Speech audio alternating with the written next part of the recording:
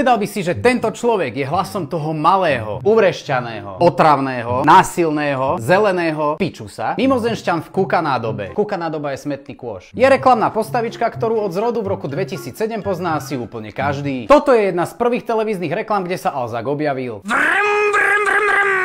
Pozemšťané, jestli mě chceš vojebat, tak to řekni. Rozumíš? Vojebej mě hned v obchodě. To nebola tá správna? Máš to rozbitý. Alza.cz. Dnes už ich je nespočetne veľa a legenda hovorí, že ich púšťajú zlým ľuďom v pekle. Avšak fanúšikom Ruže pre nevestu, plochozemcom a vrahom postihnutých detí púšťajú maďarskú verziu. Ha-ho, itt vagyok!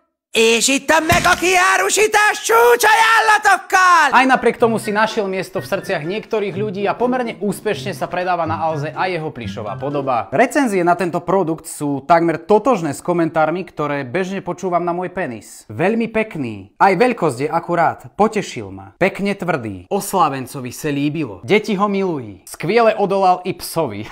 Ale nie. No a pred 5 rokmi dokonca český spevák Pokáč o ňom naspieval krátky song.